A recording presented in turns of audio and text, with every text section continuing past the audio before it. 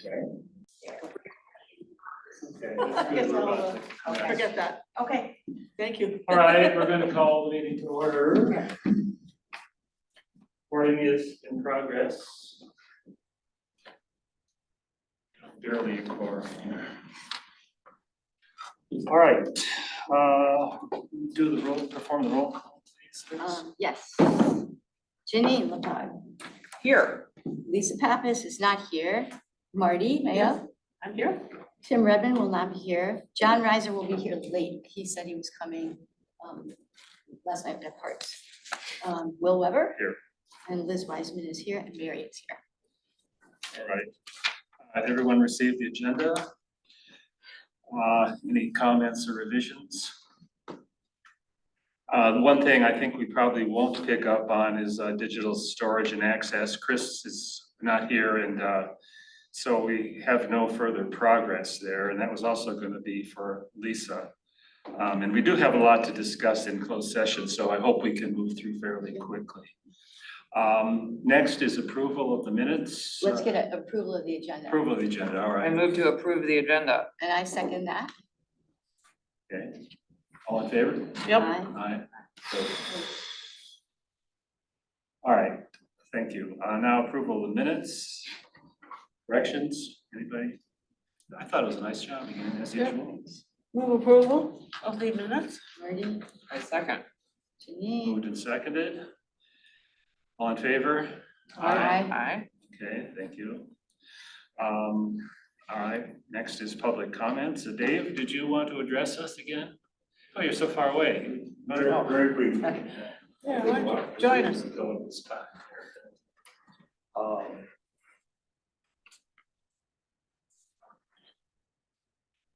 First thing I want to say to you is we have discovered a discrepancy in the acreage of the Sloan Kingsley property. It's somewhere between plus or minus 237 acres, or it might be as big as 242 plus or minus acres. The county records and the survey work that's been done do not agree. We haven't figured this out yet. That could theoretically change the offer that I made, the application that I made for 105 acres. Perhaps it's 110. I don't know yet, but I just wanted to alert you to that possibility. Really, all I'm here for, I do have a question for Mr. Lonick. Any luck with the Watershed Council and getting their system working so we can see what they think? Haven't seen it yet. Haven't seen it yet, okay. You're not the only one. I'm sure not by now. It's been several Wow, are months. you expecting anyone else to come in for your meeting? They'll come in that door. Oh, they'll come in that way, okay, all right. Okay, so no Watershed Council notes. I believe I'm on your agenda today in closed session to be discussed and evaluated. That's right.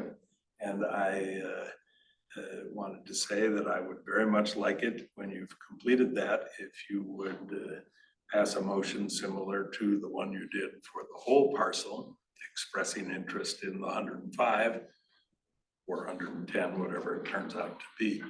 I would very much appreciate that kind of a motion. I'm here if anybody has any questions before you go into closed session. I'd be happy to try to answer anything. Otherwise, I'll take off. Well, while you're here, Dave, let's look at a hypothetical situation, which is Dexter is not interested in annexation in your proposal. Where do you see this going after that happens?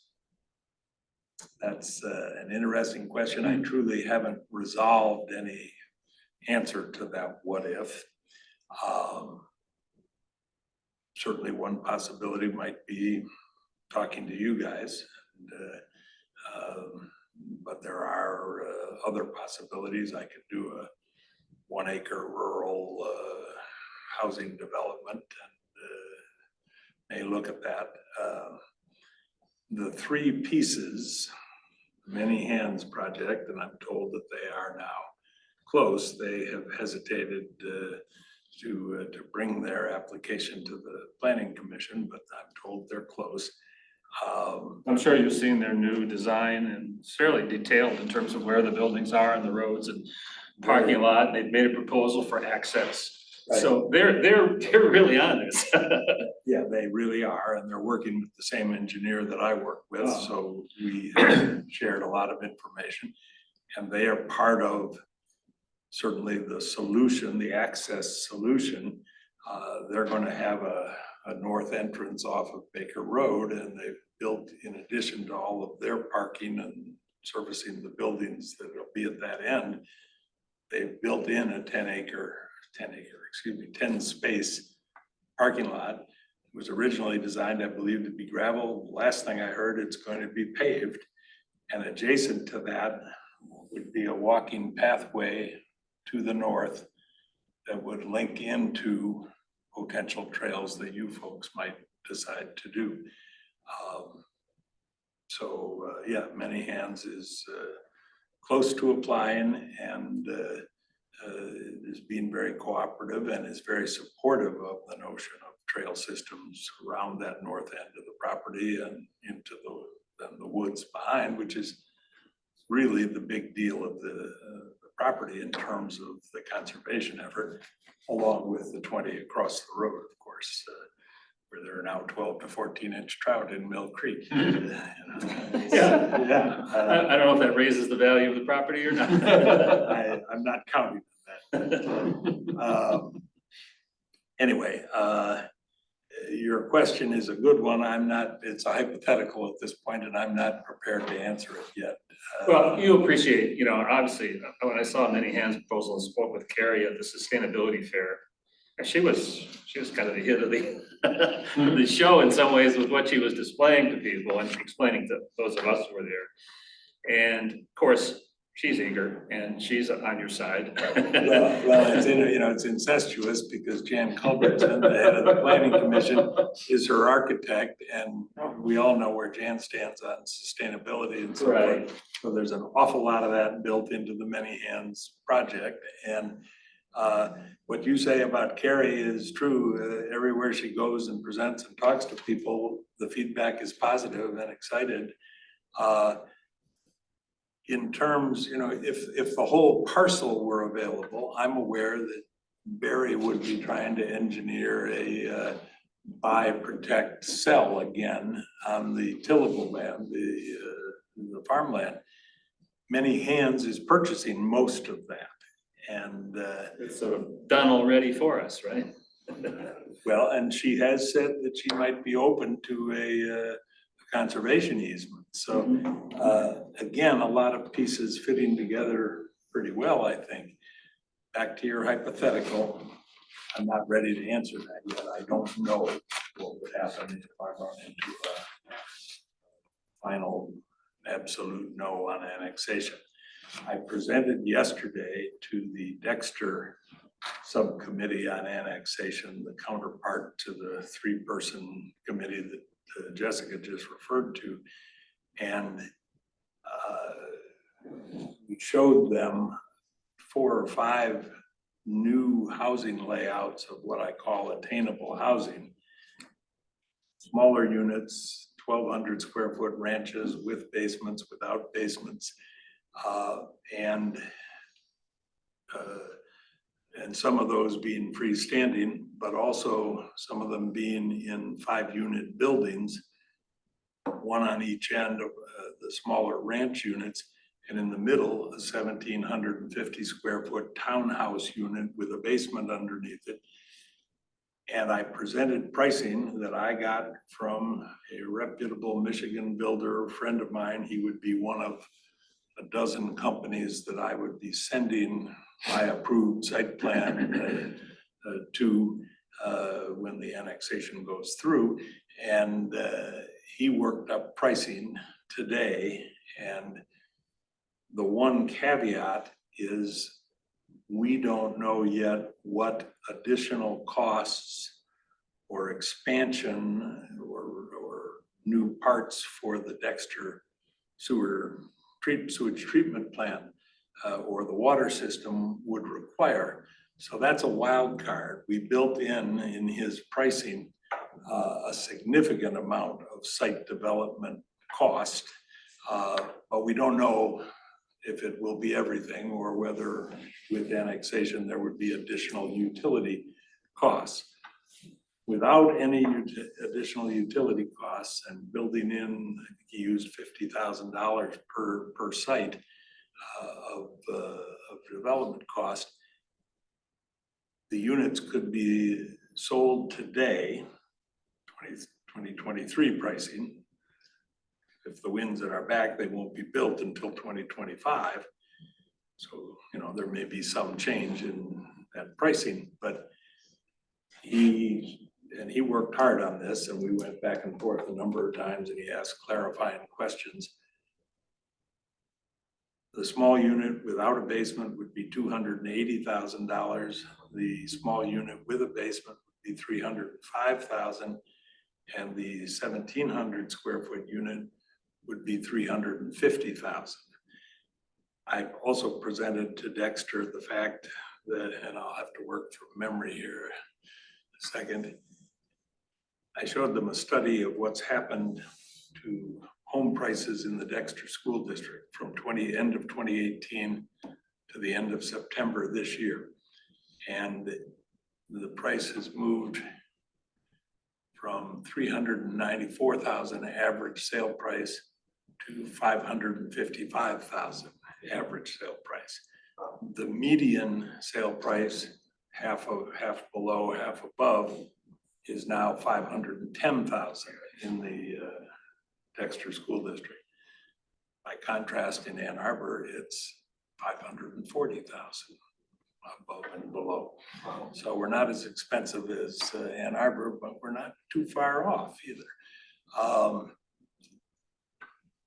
We have a crisis in the housing market. Some of you know my background. I owned the Reinhardt real estate firm and managed and owned it for almost 30 years. There is no supply of the kind of housing at the kind of prices I just recited to you available in the Dexter School District or in Scio Township. Reinhardt also represents the condos that are being built over off of Parkland Plaza and between Liberty and Jackson Road. The replacement builder, the original guy, died. He had started in the $550 to $650 range. The price range now is $700 to $1 million. Depending on what- Really? Yeah. And reservations are being written for them. You look at what's been built in Dexter. Steve Brower's project there off of Grand Street. I don't know what the average sale price of those is, but it's probably pretty close to that 510, 540 or even higher.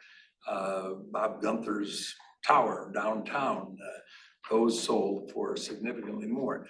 Nobody is bringing $300,000 product to the marketplace, and that's what I want to do.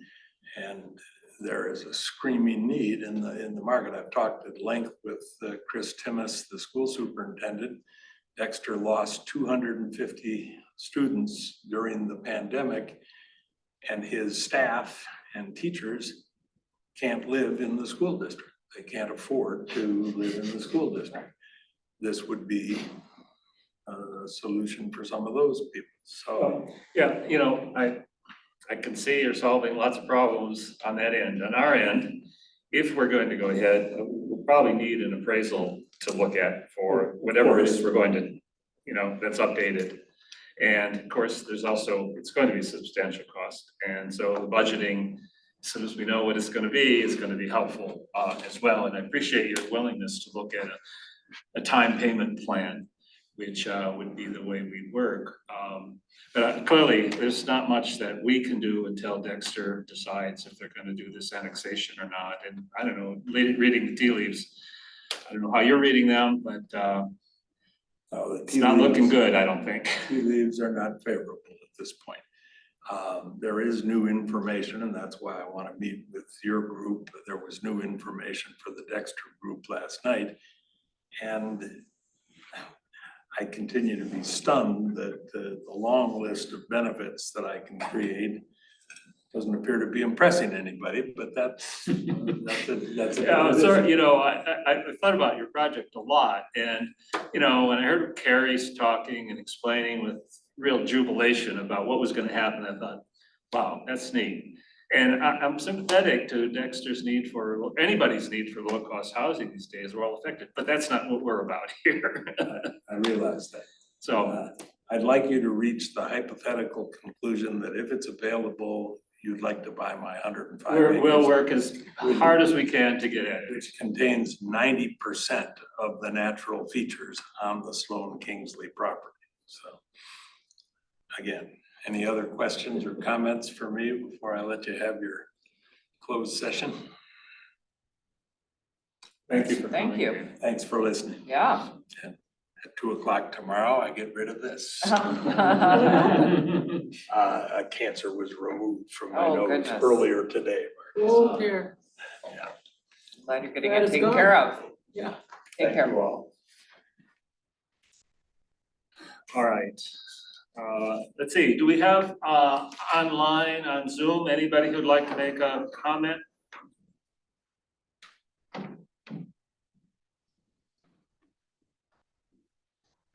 It just popped off. How did that happen? That's a good question. Jessica. She signed in on her account. Yeah, this is Pam. It looks like you've lost your video. Yes, we have. It just popped off. No one was responsible. Pam, why don't you go ahead? What would you like to say?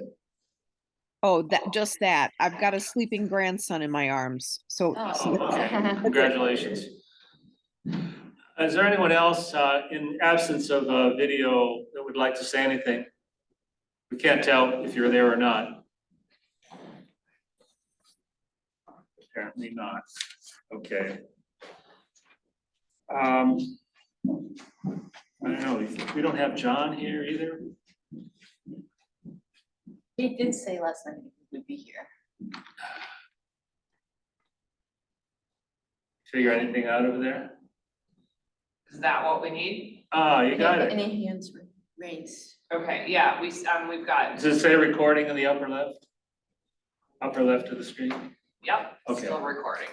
Are there any hands raised? I don't see any hands raised. Let's see if Pam Boyd can hear us. What'd you do? All right, we have a new person in charge of this John now. can stop video. All right, let's see, where are we with the ability to report on other commissions and bodies here? Anybody been to the planning commission? That would be John, he's not here. Parks, pathways and preserves, what's happening there, Liz? The Van Curler, we met yesterday. Van Curler is going to be gravelled in, the parking lot's gonna be gravelled in a few weeks, like within the next few weeks. And in the spring, they're gonna do a little paved, as I understand it, just an entry off Joy Road to kind of make a smooth entry, which will turn into gravel for the parking lot. Is there an entry now? It's just, you can see where it is, but it's not apparent. Like I drove right by the first time I looked for it. But there's no, you have to turn in to park. So that's underway. So it's not going to be paved. Not the whole thing, just as I understand it, the part right off of Joy Road. So you have kind of an easy turn to make. That's what I think. And actually, the most interesting things we talked about were what John did a report and Barry did a report yesterday. And John talked about the Wild Fry Farm on Liberty Road, which is the one next to Liberty Pond Oh, nature yeah, area. the one that's Yeah. considered for preserve for. Right, and so it has, I don't know, maybe we've talked about this, but I don't remember reporting on it. So it has now a historic property designation, and it's going to be, will be sold through a realtor. And so I think they're moving ahead with that, with Oh, trying to okay. get that going. It's 5 acres. So that was interesting to me. But it will be sold as a historic property for someone who can Does visit it have a it. building on it? You think the Yeah. old farmhouse and the buildings behind it, If you're Run driving down down barn. Liberty Pond, nature areas on your right and just past it, it's the next farm. So it was all the same farm. Okay.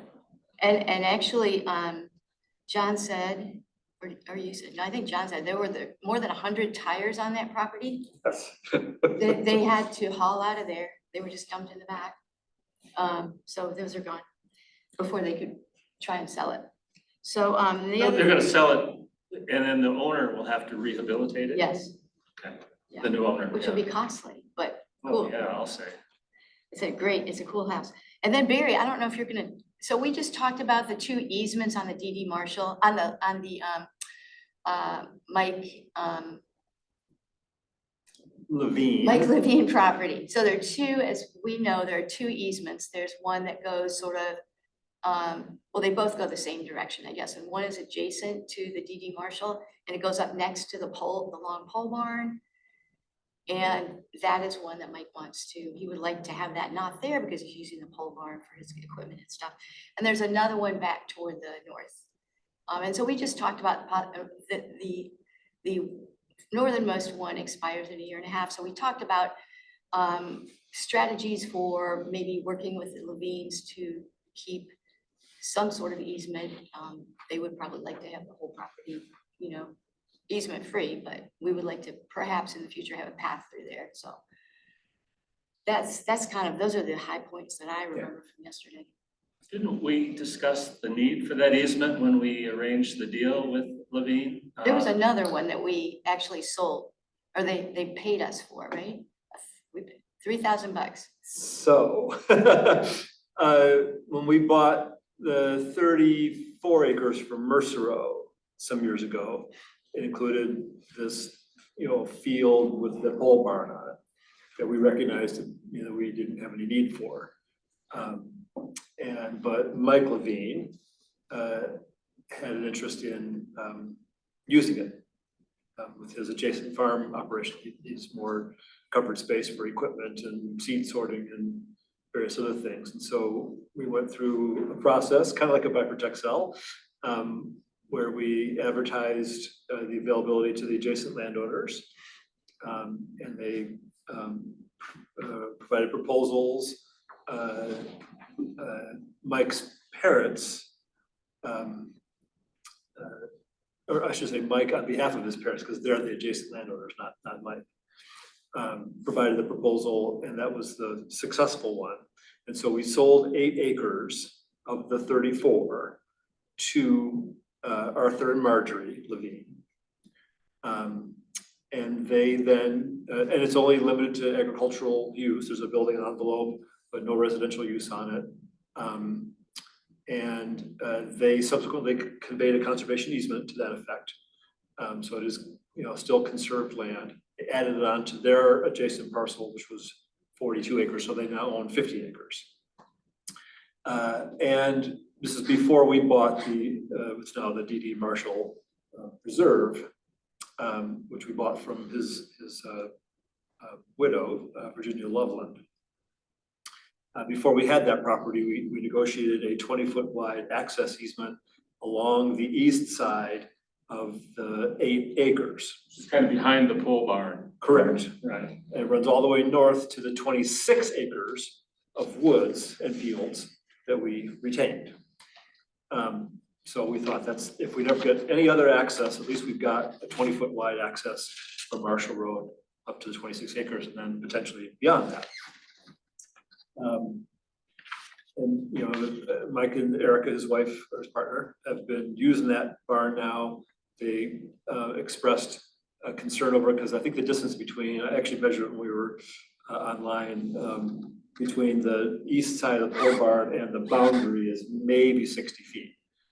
And probably a little bit less than that. And so we got 20-foot easement there. So it's at best 40 feet between the edge of the pole barn and where this easement might be. Even if we put a fence along the whole way, it's still close to the pole barn. It's not to their liking, but for the time being, that easement is in place. Not utilized, it's still, there's survey corners on that, but it's just kind of brushy or grassy. There's nothing on it at this point. So that's that piece of it. And then on Mike and Erica's property, to the west of that, that we bought an easement on in 2015, in May of 2015, on 60 of the 80 acres. In the northeast corner of that property, we also negotiated a 20-foot wide access easement. And this is long before we owned the Mercer Woods or any of this stuff came together, but we thought someday we might own these things. And so we negotiated a 20-foot wide access easement. It was about 250 feet long. That touched both the Mercer Woods and the property that Mike's parents eventually bought. At that time, it was in foreclosure and owned by University Bank. So we thought if we get either one of those properties, then we've got a way to get from Marshall Road across Mike and Erica's property and then to Dave's property, before it was Dave's property. So that access easement only applies if we have access from the east, which we now have because we bought the Mercer Woods, and to the north. And we hope that someday we will be able to secure that. And the other catch of that was that it only applies for 10 years. And so we're now 8.5 years into that 10-year period. Mike and I walked around a couple of weeks ago doing the annual monitoring visit, and he brought this up. And I thought, geez, I hate to lose the opportunity to be able to connect these, properties. Should we are able to acquire them all, or both sides. And so I suggested to Anna, and she invited me to come to the PPP meeting. And she and I are now going to follow up and talk further about it. Mike's concern was that, like where the trail would be placed. So there's a little, mostly dry stream bed, but it does, flow in the springtime. And some riparian areas around that's within this strip. And so he says he would like that to be, he'd like it to be defined that the trail would not come onto the southern part of this easement, cross over the stream, and then go to the north part of it, and then eventually over to Dave's property, which is very, very reasonable request of his part. We were thinking that maybe we can negotiate a perpetual easement over the property on a limited area. Rather than 250 feet, it would be 50 feet or something of that nature, and be north of this stream bed. So there wouldn't be any crossings or any impacts on the riparian areas along there. And then, we had this other easement on what's now his parents' property next to the pole barn. So maybe we could negotiate to say, if you do a perpetual easement on this little piece of it on your property, we'll abandon the easement on your parents' property. So are they completely redundant in the sense that either one serves the same purpose if we only have one? It's somewhat a matter of indifference as to which one it is. I mean, it sounds like one is preferable because of the way it winds along the stream, but It comes all the way, the one comes all the way out to the road. It comes all the way up to Marshall Road, and the other one starts a good bit back. Yeah, it's way in the back. Yeah, But what is Wait. the access to this other one? nothing right now. So the one on Mike and Erica's property, nothing. But at some future time, and since we negotiated, since we bought the Mercer Woods, and since we negotiated the easement on Mike and Erica's property, and since we conveyed the 8 acres to Mike's parents with this easement, we bought the adjacent property, from Loveland, it's now the Marshall Reserve.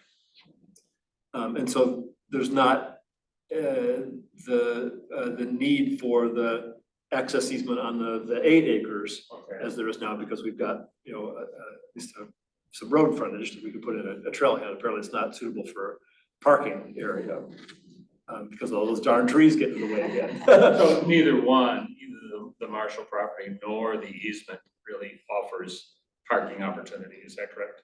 Correct, but it does provide access. Both of them do. But Barry's working on that. It could be a long-term. You talk All right, about- so- Yeah, there's another option down the road. So for us, for Scio, that we would want an easement in perpetuity. We would ask for Mike to give us that, but we would give up a portion of this long easement that he really doesn't like, running through his property. So it would be we're trying to work out some such thing with him, if he's willing. And potentially abandon the easement on his parents' property. too. Yes, That's right, because we don't exactly. really need it anymore. Yes. So there's a couple of, bargaining chips in there. So it's an ongoing negotiation. Yeah. All right. Yeah, but it came up when I did the monitoring visit and I realized, crap, we're 8.5 years in 10. And, if we don't act on this soon, I mean, that could expire and Mike could very well say, screw it, I don't, you had your 10 years and that's that. And then we would lose the opportunity that we have now to be able to connect these properties. There's other options potentially. There's the property to the north, is at the end of a private road called Forshee Lane, and there's a cul-de-sac at the end. There's a property in the southwest corner of that development area, that neighborhood, and we could potentially negotiate with them, but we've had no contact with those people, and they could very well say, I don't have any interest in having the public walk across my property. So we have an opportunity now. Do they have a house on that property? Yeah, it's closer to the cul-de-sac, so it's a ways away from the property boundary. But nevertheless, it's their land, and they could just say, no interest. And then we'd be, so the northwest corner of the Mercer Road Woods meets the southeast corner of Dave's property. And so people could leap over the corner and not trespass on the other adjacent properties, but we don't want. No. So it's just, so it came up, and I think that, there's potentially an opportunity to work out a mutually acceptable solution to all this. All right, good. Anything more, Liz? No, that's all. All right, thank you for that report. Sustainability Task Force, well, 3 of us were present, so we don't need to report to each other, but Janine, did you make it to the Sustainability Fair by any chance? I did not. I was out of town that weekend. It was an interesting experience, didn't you think? Yeah. I mean, mostly it was those of us who were participating in the fair that got to know each other better. I felt a little disappointment that they estimated 2,000 people attended the Halloween party. Yeah. Really? And we maybe had 100. And it was mostly discussions among others with our similar interests. But I said to Anna after last night's meeting, I said, my suggestion would be that we have both of them in the same area. Like if we set up a tent outside the fire station so that people don't have to walk down the Yeah. street, and that would have made a world of difference, I think. Yes, I think so. Because people just didn't, their kids are having fun down there and they just didn't walk down Well, I think It was that the cool, but- population in the fire station was different from the population that might be in ours. there. That's I'm true. talking about a lot of different things. But it was very cool, and I met some neat people. Well, and 100 people's not bad, like, No, but it was just us Yeah. mostly. Oh, It was okay. just mostly people that were exhibiting or something. Yeah. like that, I You think. could talk with EV car owners. I found that interesting. EV bicycles were there that you could try if you wanted. Yeah, I had a lot of takers on septic situations. Jeez, this is Miss Septic System.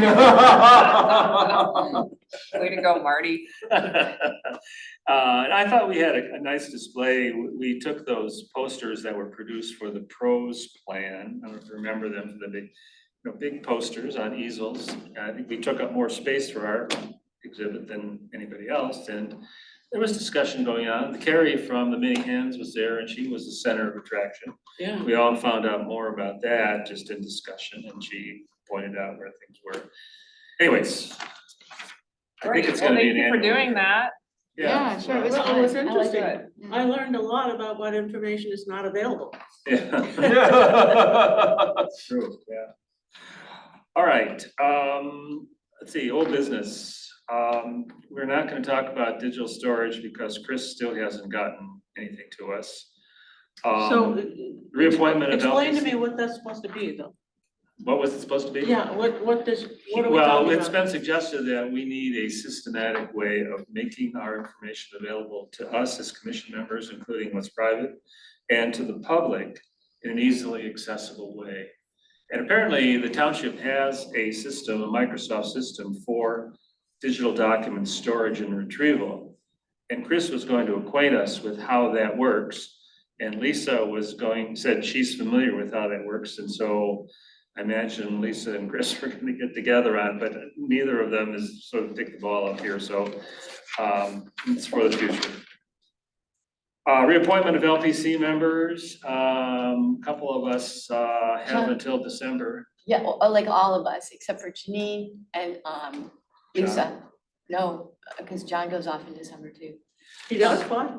I don't know why. So 1 year. It's a 1 year, yeah. Oh, Yeah, So there are only the two of you to run the show next month. So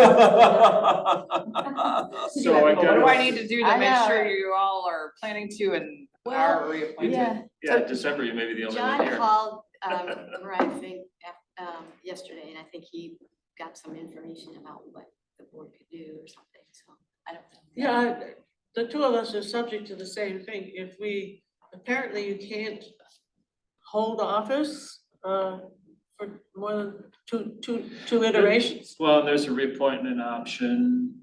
So I had a long talk with Will Hathaway about this, because I was having to sort out for us what we could recommend. And I said, well, yeah, everybody's doing fine, let's get everybody reappointed. And what's happened is in the past, there's been a failure to reappoint. Do you remember ever being appointed before, and how long have we been on here? 5 years or something? Oh, I think we were reappointed after 3 years. Yeah. Yeah, I don't remember. So that. we're ending up in our second. Anyways, it's an effort to standardize it now, get everybody and all the commissions lined up, and apparently there's been a need to certify people's eligibility and competence for the positions that are defined in the ordinance as necessary for the commission. So that helped things up a bit. So anyways, I don't know who was present. Have we all been certified now? No, the board has not yet taken it up. Has And it's not on the agenda for the next meeting. So apparently, according to Jessica, she thought it would be on their November 28th meeting, which would be in time for us to be reappointed. And while we were at it, we had an interesting little conversation with Jessica about how some commission members receive $100 per meeting that they attend. And so we gently suggested, well, maybe we might as well review that as standardizing practices across commissions. Good for you. And I pointed out to Jessica that a big chunk of our money is now coming out to go into the general fund, which would be a perfect place to access a little bit of payment for our participation. I'm with you, Will. Liz is over here. I thought that was a great idea. Talk to Jessica about that. The ordinance, by the way, says that no member may serve more than 3 consecutive full terms after his or her initial term. Oh, so you're way short of that. Yeah, we're fine. Anyway, so $100 commission may be, $100 payment may be in order or maybe not. It's not clear. Payment. That's nice. Yeah, Yeah, I think most of us serve on. but you mentioned it. I'm glad you did. Yeah. That's a good Well, question. I don't think any of us would resign if we didn't get $100, but if we did, well, Yeah, and my guess is some of that has to do too in terms of equitable participation, wanting to make sure that this is Yeah. inclusive and that's people really the who, argument, I yeah, think. that people who might, like, I mean, I am taking an hour off work, Yeah. right? I can afford to do that, someone else might not be able That's to. So my guess And- is that's a little bit of what's Right. underlying that. And maybe we could propose that it be retroactive. 2004. Like, Giant bonus trips. take an inspiration from the auto workers strike, who apparently are gonna get paid for the time they were on strike. Did you hear this? That's part of the I'm agreement. glad, but see, that messes up a lot of stuff if we go on strike. No, we won't do that. All right, new business. I think we're at the position of the consultant's report. Yes, the open session report. Yes. No new business, right? There was no new I business. think we just dealt with it. Hmm? Reappointment. Well, that was, That's old that was business. under Oh, old no. business, yeah. Okay. Okay, no new biz, okay. So for my open session report, just a few things. I actually added a couple of bullets since I sent this round a few days ago. So fall monitoring is complete with one small exception, and everything was fine. I'm happy to report. You all got the financial statements. Yeah, Thank you, Teddy Egler, for providing those once it again. looks like we're close to $1.9 million available for purchases. Yep. Good. Yep, so we're looking good there. And of course, the village will be on the tax bill here this winter as well, so in addition to what's there now, another 600 now or more will come in, so. Just in terms of our discussions and thinking and planning going forward, you know, by the end of February, basically, we'll have $2.5 million, more or less. We'll be spending some money here in the near future, but we'll still be have a good, strong fund balance for some of the other projects that we're considering.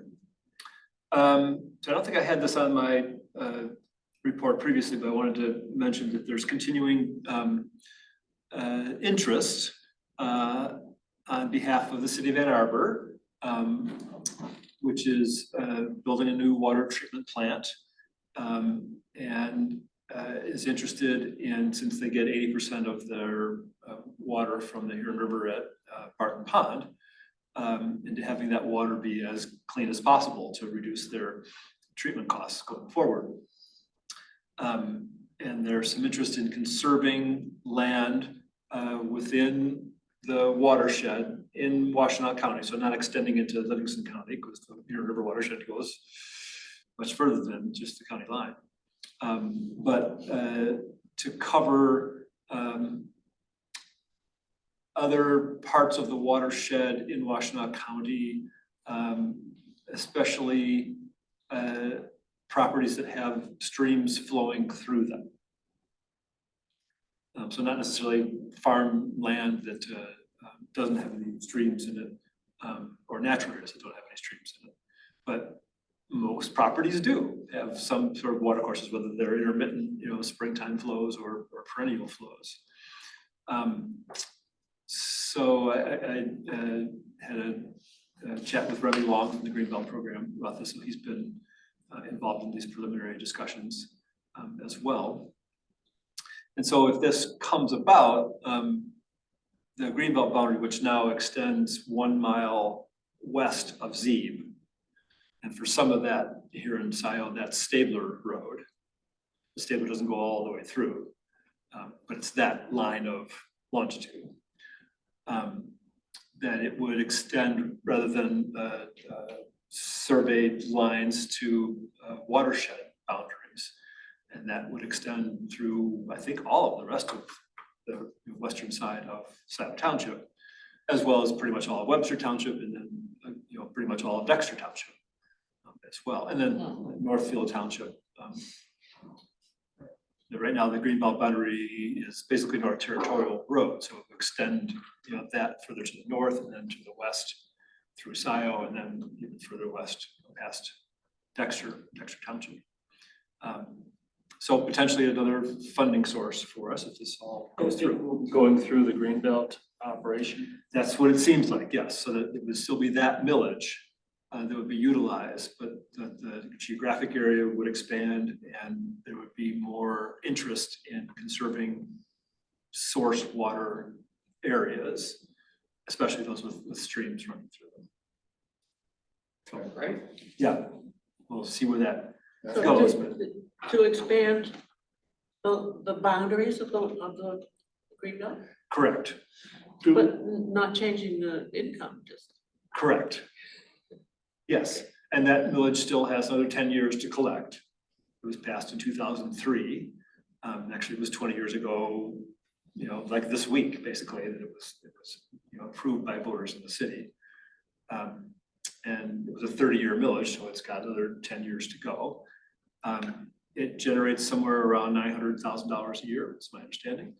I'm Is sorry. that legit to change the boundaries of the property that the millage is for during the process of the millage? It has been done already. Originally, it was Zeeb Road.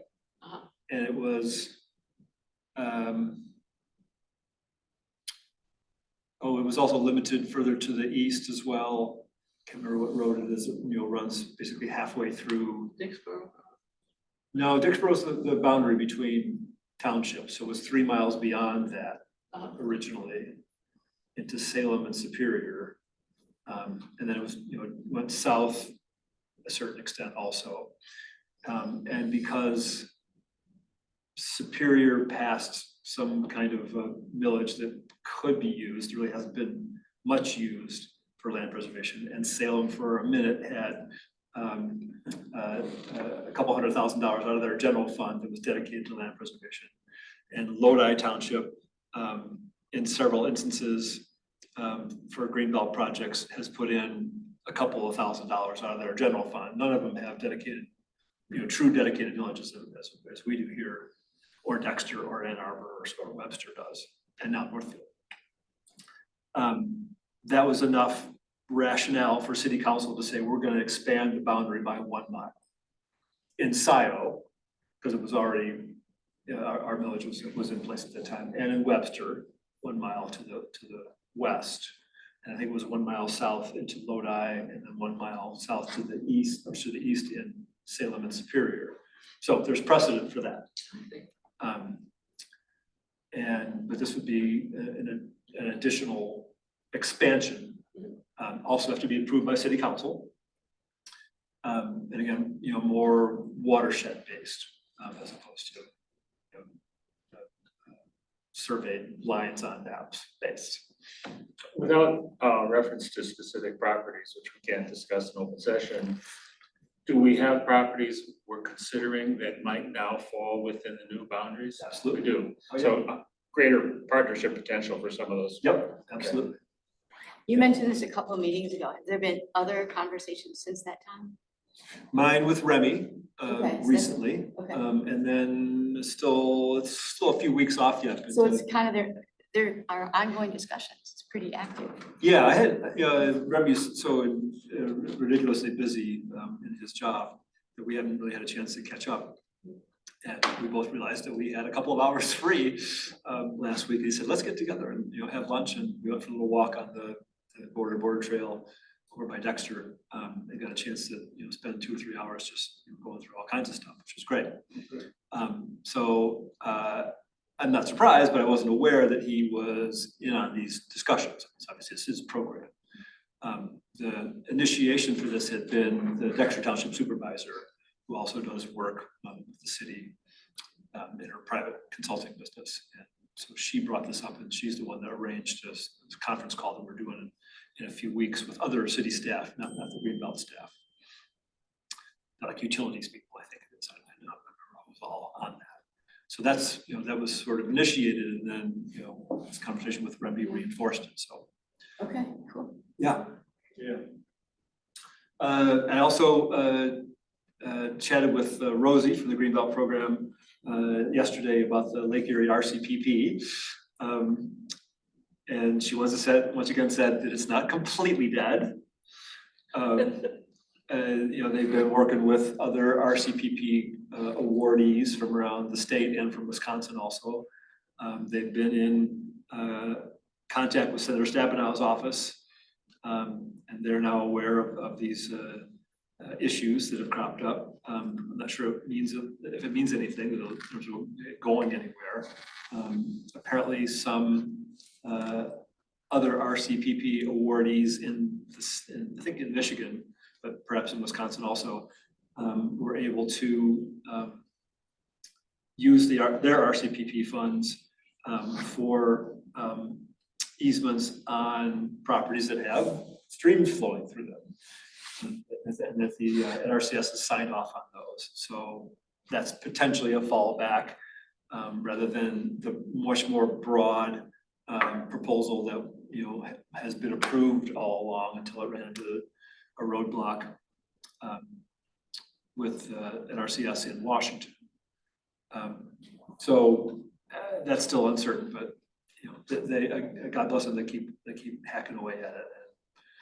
I think Remy in particular regrets that he ever did it because it's been such a nightmare. But there's still some sliver of hope that we'll have access to $7.4 million of federal funds that were guaranteed to the local partners. And then last thing, I think also was not on my list, was that the state will be offering up its farmland easement grant program again this year. It has not been released yet. But typically it's at the end of December is the deadline, but then I heard just recently that by statute, I think they're required to do a 60-day window, and it hasn't been announced yet, so it may not be at that deadline. So it might be extended sometime into next year, but it appears that there will be another grant opportunity through the state program. And the other thing that's come up recently is the PA 116 program, Public Act 116, which is a Oh, term.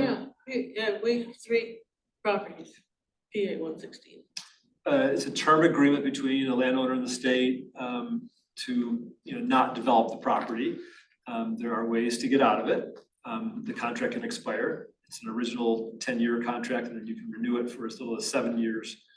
And it could be a maximum of 90 years. And if you're enrolled, you get tax credits, at least access to tax credits.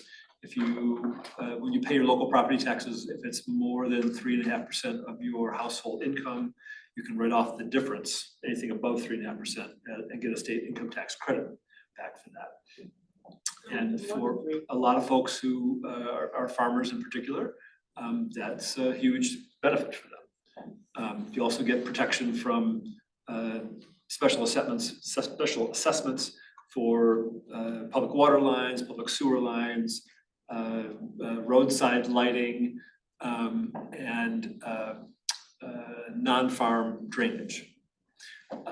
What do you mean, that you get to take which way does the money go? If you're enrolled in the program and the municipality decides to extend water sewer lines down your road, you don't have to pay as long as you're enrolled. Usually, they charge people by the linear foot. It's not a common thing, but it can and has happened. And so as long as you're enrolled in the program, you don't have to pay that. Does that apply to all these special assessment districts, like road improvement as well? No, it does not. It's only those 4 things: water, sewer, if you're gonna put in lights along the road, and non-farm drainage. So all the other things, road assessments, and those kind of things, you still have to pay for. But, and so there's a lot of folks who have been enrolled in that program over the years. And some of whom have conveyed perpetual conservation easements on their property. And even so, their property is no longer developable. It's not a term agreement like the PA 116 program is. But all along, they have been able to remain enrolled in PA 116 and take advantage of these tax credits and other benefits. And the fellow who's the new director of that part of the Michigan Department of Ag and Rural Development looked at the statute and said, yeah, I don't think you have to actually terminate your PA 116 agreement. Originally I was told that even though the agreement was terminated, that people would still have the benefit of being enrolled in the program. And now they're saying if you have a perpetual easement on the property, then the agreement has to be terminated and you don't get those benefits anymore. That would make sense. And that's, it does kind of make sense, but it's also potentially a disincentive for people. Oh, yeah. I don't think that people have thought it through very well for decades. And so now I did a Zoom call with a bunch of people around the state last week saying, what do we tell people? And what about people who conveyed easements and did not have their 116 agreements terminated? There was for several years a consent statement, sort of like a subordination, where the state just said, yep, we have this agreement, but we recognize that and it goes on. So what about those people? I mean, do they still have the benefit of the program? Can they re-enroll in the program? The sort of hammer for the program is if you're enrolled and you take the tax credits and your contract expires or you somehow get out of the agreement, then you're liable for the last 7 years of tax credits that you paid. And if not, there's a lien placed on your property, and when the property changes hands, that lien has to be paid. And so if people, were enrolled and, and they have a perpetual easement, they have to pay back the taxes. I mean, there's a whole bunch of questions about this. And so we're seeking some guidance from MDR on that, just to say, and what do we tell people going forward? And it certainly could be the case where if somebody's enrolled in a 116 agreement and we want to buy a perpetual easement on it and their contract is terminated and they can't take advantage of those tax breaks anymore, they could very well say no, not interested. In some cases, All the things here are the 116. yeah, These, What is the 116? the hatched areas. the red hashed areas Oh, are. Oh, are wow, 116. that's a lot. Yeah, it says like on their map, the state's map, that like 21 to 35% of Washington County's farmland is in this. Is that right? Yeah, something like that, I'd be surprised, yeah. Yeah. It varies by, I mean, we have fewer farms here Yeah. in Scio, so it's probably a smaller percentage overall here, but you can see So there's still a at lot some of, point, there's still, and whether those are all up to date, is not known. yeah, this is old. But certainly in more, rural areas, there's a very high percentage of enrollment in this program. So anyway, just I thought I'd share that with you. So that's, What is the name of the farmland easement conservation program that you mentioned? PA 116. The state program.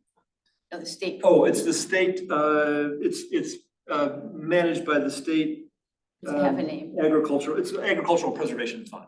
The agriculture, and so it doesn't renew automatically. It has to be renewed every year? 10 years. Oh, so PA 116 agreements, No, yeah, are you talking about those two things separately? or- yes. I thought so. Yeah, So I was so- going back to what you call the farmland easement grant program. And- That's the Agricultural Preservation Fund. Okay, That's the annual opportunity for okay. us to. 116s are separate. It's a different issue. Correct, it's managed by the same Okay, I got that. people in that division of MDR. Okay, I see. And initially, the funding for that program was the payback of these liens that get placed on properties when the contracts expire, people don't re-enroll. Oh. And that's what funded the program. And now it's a different source, and I don't know what that is, but there was linkage before, now there's not. So that's all the stuff in my public report. Okay, Excuse me. following the agenda, we want to know who's going to be at the next meeting, or if in fact we should have a meeting in December. That sounds. It's closing If in. I'm the only one at the meeting, we should not have a meeting. You be you, Lisa. We don't have several people here for the November meeting, so I wonder, would you, let's ask Barry, do you see anything coming of importance in December? Yeah. Yeah, conceivably. Yeah, there are other, properties that, we're working on that might shake loose between now and then. Okay, We well, can hang on to hope and just plan on meeting. yeah, and if, There's several of them, yeah. Yeah. Okay. I may not be able to, that's okay. for me. I'll be in town, but I bet you Tim will be gone. yeah. Well, let's plan on the meeting, and if it looks like we're not going to have quorum, then we'll have to call it off. Okay. All right, so among us, four of us, who can attend the meeting on December 14th? I'll be here All right, too. but not- Probably not. probably not. Probably not. Hardly not. Okay, so we Well, need, we can just take it, we can just see closer too, because, we'll take a little survey of our members and see. yeah, we'll find out from those who are And not also here. see what Barry has for us to do. Right. Okay, Barry, you want to give us a summary of what it is that we might talk about in closed session? Yeah, so we need to score two applications. We have and have I think a lengthier discussion about one of them, whether we want to pursue it, because there's some time constraints there. I want to talk about appraisal proposal that we got for another property. And then an update on another property that we're getting ready to move ahead on. Okay, I don't know if we have anybody out there in the audience on Zoom who has any comments? No, thank you. All right.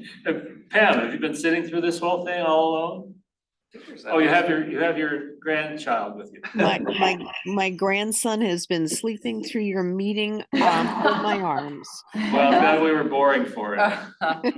We helped him sleep, that's good. All right, so thank you, Pam, for coming. We're about to go into closed session with a motion. Would somebody like to make this complicated motion to make sure we cover all the necessary ingredients? I'll read it. Oh, You you wanna know, read it? I go. can read it. I Okay. move we go into closed session for discussion of pending property evaluations pursuant to section 15.268D of the Michigan Open Meetings Act, specifically to consider the purchase or lease of real property up to the time an option to purchase or lease that real property is obtained. I will second that, Okay, and I will moved and consider roll seconded. call. Janine, Yes. That's the old one. Marty. Yeah. We're voting, Apologies. and Will, Yes. and I'm a yes. Just in time for the secret session. Apologies to everyone. And let me also say before I knock everybody off, it's conceivable that there will be some recommendation coming back in open session. Okay, well, we'll go back in and if need be and vote.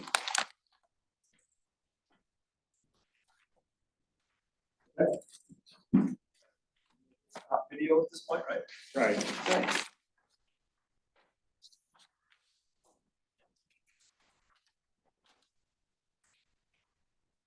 The recording stop. Yeah, there's a different spot for that. Upper left of the main screen there. Right. Yes. Okay, welcome back to open session. We have a motion, do we, or We have two motions. Two The motions first for one is to appraisal. recommend an appraisal of property 2023-2. And that proposal is for $3,475. I would so move. Will I need to put the number? Don't have to. Okay, what did you say it was again? 3475. 475, okay, I got it. good second? Second from Marty. Okay, moving second, all in favor? Aye. Aye. And then the second motion is to recommend an appraisal on application number 2023-4, and that will be for $2,850. Second, I will second. we're moved and seconded. All in favor? Aye. Aye. Aye. Both motions pass. And that's it. And we just say the application, but not the location? That's all. Yeah. Okay. Motion to adjourn? So moved. All right, moved, second. Second. All right, all in favor? Aye. You're Aye. late. I was late. I was at work and, You're gonna be We're late going again. to work. Yeah, my apologies to the board and. Just for reference on the landmark trees, all species of oaks, the DBH is 18